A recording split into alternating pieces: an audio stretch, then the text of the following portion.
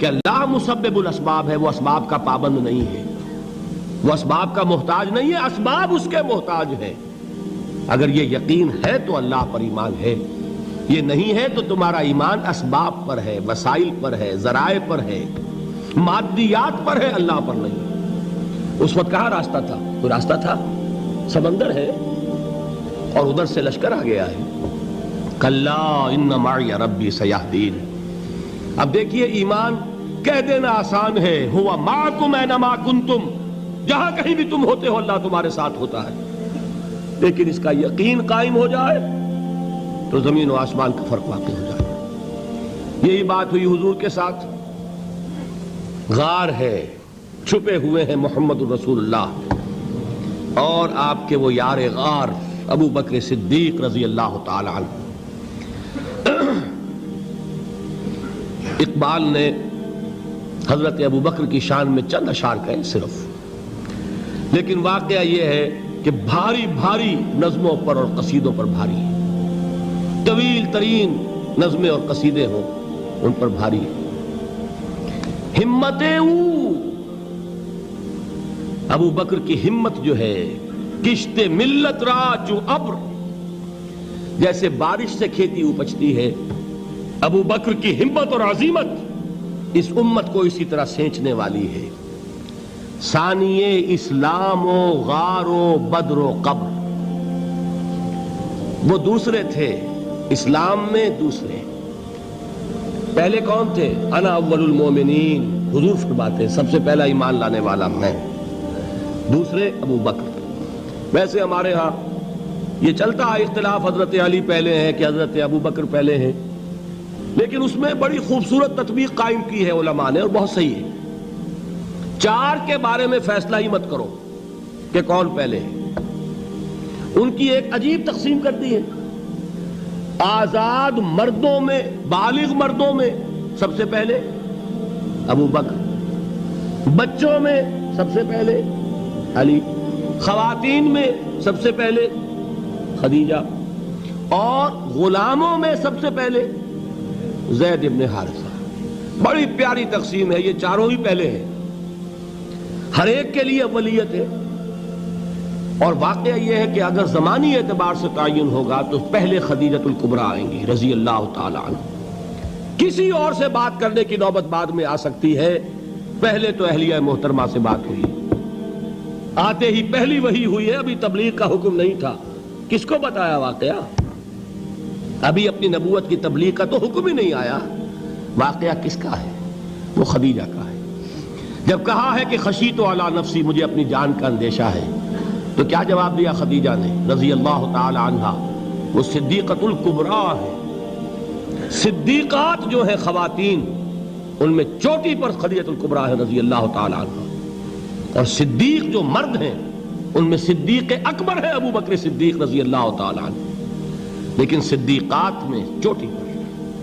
جب حضور نے فرمایا خشیت علی نفسی، کیا فرمایا؟ کیا عرض کیا؟ کیسے تسلی دی؟ نہیں نہیں، اللہ آپ کو ضائع نہیں کرے گا، آپ غریبوں کے ہمدرد ہیں، آپ مساکین کے تکالیف رفع کرنے والے ہیں، آپ بیواؤں کی سرپرستی کرتے ہیں، آپ مسافروں کی خدمت کرتے ہیں، اللہ آپ کو ضائع نہیں کرے گا۔ یہ یقین ہے اس خاتون کے اندر۔ خیر وہ ایک علیحدہ بات ہو جائے گی۔ میرے دل پر حضرت خدیجہ رضی اللہ تعالیٰ عنہ کی شخصیت کا بڑا گہرا نقش ہے، جو وہ کوئی اور ہی وقت اور موقع ہوا تو بیان ہوگا۔ بہرحال اقبال نے ایک مصرے میں جو چار اولیتیں جمع کر دی ہیں، ہمتیں کشت امت را چو ابر، ثانی اسلام و غار و بدر و قبر۔ اسلام میں حضور کے بعد پہلے کون؟ ابو بکر۔ غار میں حضور کے ساتھ کون؟ ابو بکر۔ بدر کی رات اللہ کا رسول سر بسجود، وہ جھاڑ، وہ گھاس پھوس کی جو جھوپڑی بنائی گئی تھی، اور وہاں تلوار ننگی لے کر پہرا دینے والا کون؟ ابو بکر۔ اور اس حجرہ عائشہ میں محمد کے بعد سب سے پہلے دفن ہونے والا کون؟ ابو بکر رضی اللہ تعالی عنہ وصلی اللہ علیہ وسلم۔ وہ جو معاملہ میں سنا رہا تھا غار ثور کا، حضرت ابو بکر بھی حضور کے خیال سے لرز گئے ہیں. آپ کو یاد ہوگا کہ جا کر پہلے تمام جتنے سوراخ تھے انہیں بند کیا ہے. ایک سوراخ رہ گیا تھا جس کو بند کرنے کے لیے کوئی کپڑا نہیں تھا. وہاں اپنی ایڑی رکھی ہے. تب کہا ہے حضور سے تشریف لائیے, اور اپنے زانو پر حضور کو لٹایا ہے. اور وہاں کسی موذی جانور نے کاٹا ہے. حضور کی آنکھ لگ گئی تھی. اس وقت اس بل کے اندر جو بھی بچھو ہے کیا ہے واللہ عالم, اس نے کاٹا ہے. اس کی تکلیف کی وجہ سے ابو بکر کی آنکھوں سے آنسو ٹپک گئے. حضور کے چہرے مبارک پر پڑے ہیں تو حضور جاگے ہیں, معاملہ کیا ہے. ایڑی نہیں ہٹائی وہاں سے, مبادا وہ جانور وہاں سے نکل کر محمد الرسول اللہ کو کوئی گزن پہنچا دے. ابو بکر کی ایڑی ہے, جس طرح چاہے کھا لے, ختم کر دے, جان نکل جائے تب کوئی آنچ آئے محمد پر تو آئے, لیکن جیتے جی نہیں. وہ ہے ابو بکر حضور کے خیال سے. اس وقت حضور نے پھر اپنا لعاب دہن لگایا ہے اور اس سے پھر آپ کی تکلیف ختم ہوئی. جیسے خیبر میں حضرت علی کی آنکھ دکھ رہی تھی, اس کو جو شفا حاصل ہوئی ہے وہ بھی حضور کے لعاب دہن سے ہوئی. تو بہرحال اس وقت انہوں نے کہا ہے کہ اے نبی یا رسول اللہ, اگر اس وقت ان میں سے کسی نے غیر ارادی طور پر بھی اپنے قدموں کی طرف جھانک لیا تو پکڑے جائیں گے. کیا جواب تھا اللہ کے رسول کا؟ لا تحزن ان اللہ معنا. اللہ ہمارے ساتھ ہے, کیوں گھبراتے ہو ابو بکر. یہ ہے ایمان باللہ, میرا مالک اللہ, میرا رازق اللہ, میرا محافظ اللہ, میرا مددگار اللہ, میرا پشت پناہ اللہ, میرا دوست اللہ. یہ دوستی ہے اللہ کی جو لب لباب ہے, حاصل ہے ایمان کا. اسی کا نام ولایت ہے. اولیاء اللہ کے سروں پر سینگ نہیں ہوتے. جس کے دل میں ایمان راسخ ہو چکا ہو وہی اللہ کا ولی ہے. جسے اللہ پر یقین ہو چکا ہے وہی اللہ کا ولی ہے. جسے یقین ہے اللہ میرے ساتھ ہے, میرا مددگار, میرا پشت پناہ, میرا ساتھی, میرا دوست, میرا محبوب, میرا محب. اللہ اہل ایمان سے محبت کرتا ہے. واللہ یحب الصادقین. ان اللہ یحب الذین یقاتلون فی سبیلہ صفا کانہم بنیان مرصوص. اللہ محبت کرنے والا, اہل ایمان محبوب, اور اہل ایمان محبت کرنے والے اللہ محبوب. والذین آمنوا اشد حبا للہ. آپ تصور کیجئے جسے یہ رشتہ ایمان یا رشتہ ولایت حاصل ہو جائے, الا ان اولیاء اللہ لا خوف علیہم ولا هم یحزنون. آگاہ ہو جاؤ, اللہ کے دوستوں کے لیے نہ کوئی خوف ہے نہ کوئی حزن ہے. اور میں بیان کر چکا تھا, خوف اور حزن کے خاتمے ہی کا نام امن ہے. زوال خوف, زوال حزن.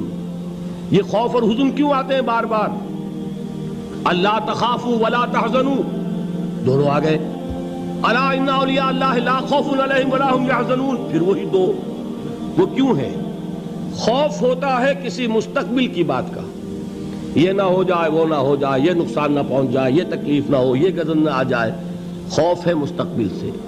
حزن ہے یہ کیوں ہوا, یہ نہیں ہونا چاہیے تھا, یہ میرا فلاں چیز میرے ہاتھ سے جاتی رہی ہے, فلاں موقع نکل گیا, اب بیٹھے ہوئے ہیں اندر ہی اندر کڑ رہے ہیں, صدمہ ہے اور رنج ہے. اور جو اللہ پر ایمان رکھتا ہے وہ جانتا ہے ما اصاب من مصیبت فی الارض ولا فی انفسکم الا فی کتاب من قبل ان نبرأها ان ذلک علی اللہ یسیر لکی لا تعصوا علی ما فاتکم ولا تفرحوا بما آتاکم واللہ لا يحب كل مختال فخور. اس زمین میں یا تمہاری جانوں میں کوئی تکلیف, کوئی مصیبت نہیں آ سکتی سوائے اس کے کہ جو اللہ نے لکھ دی ہو, اس سے پہلے کہ وہ ظاہر ہو. جس کو یہ حقیقت معلوم ہو گئی اس کو یہ طرز عمل اختیار کرنا چاہیے. جو چیز چھن جائے, جاتی رہے, چھوٹ جائے, اس پر افسوس نہ کرو. کس نے چھینی؟ دوست نے. دوست کے فیصلے پر شکایت. دوستی کو بٹا لگا رہے ہو, سرے تسلیم خم ہے جو مزاج یار میں آئے. اگر دوستی ہے تو پھر تو تمہیں گردن جھکانی چاہیے کہ ہر چہ ساقی ماریخت عین الطافست, جو بھی میرا ساقی میرے پیالے میں ڈال دے اس کا کرم ہے. جو اس کی طرف سے آئے اس پر کوئی رنج نہیں, کوئی صدمہ نہیں, کوئی غم نہیں, کوئی شکایت نہیں, کوئی شکوہ نہیں. اور جو ہوگا وہ اس کے اذن کے بغیر نہیں ہوگا, اور اس کا اذن ہوگا تو یقیناً میرے لیے خیر ہی خیر ہے, چاہے وہ ناگوار شے ہو. بظاہر مجھے اچھی نہ لگ رہی ہو، میری شارٹ سائٹڈنس میں مجھے وہ نظر آ رہی ہے کہ میرے لیے بری ہے، لیکن قرآن نے کہا ہے عسیٰ ان تکرہوا شیئا وہو خیر لکم وعسیٰ ان تحبوا شیئا وہو شر لکم واللہ یعلم وانتم لا تعلمون۔ ہو سکتا ہے تم کسی چیز کو ناپسند کرو درحال ہے کہ اسی میں تمہارا خیر ہو، اور ہو سکتا ہے تم کسی چیز کو پسند کرو درحال ہے کہ اس میں تمہارا شر ہو۔ اللہ جانتا ہے، تم نہیں جانتے۔ جب مجھے یہ بات معلوم ہو گئی، میں نے اپنا معاملہ اللہ کے حوالے کیا۔ سپردم بے تو مایا خیش را تو دانی حساب کم و بیش را، اے رب جو تو چاہتا ہے وہ ہو، تیرے علم میں جو شے میرے لیے خیر ہے وہ ہو جائے، میری کوئی پسند نہیں، میری کوئی چاہت نہیں، یہ ہے راضی برضائے رب۔ اکبر الہ آبادی نے اسے کہا ہے رضائے حق پہ راضی رہ، یہ حرف آرزو کیسا، خدا خالق، خدا مالک، خدا کا حکم تو کیسا۔ جب میں آ گیا بیچ میں، میری پسند، میری مرضی، میری خواہش، میری چاہت، یہی تو شرک ہے۔ ما شاء اللہ کان وما لم یشاء لم یکن، جو اللہ نے چاہا وہ ہوا، جو اس نے نہیں چاہا نہیں ہوا، اختیار اس کا ہے، میرا تو نہیں۔ رضائے حق پہ راضی رہے، یہ حرف آرزو کیسا، خدا خالق، خدا مالک، خدا کا حکم تو کیسا۔ اقبال نے اسے کہا ہے فارسی میں، اب آپ کہیں اس کا ترجمہ بھی کرو تو وہ مجھے ذرا اس وقت کچھ بہت ہی بدذوقی کسی بات نظر آئے گی۔ جائیے پوچھئے کسی سے جسے فارسی آتی ہو۔ برو کشید ز پیچا کے ہست و بود مرا، چوک دہا کے مقام رضا کشود مرا۔ مجھے تو تمام پیچ و خم سے نکال دیا اس مقام رضا نے، میں راضی برضائے رب ہوں، جو فیصلہ اس کا میں اس پر راضی۔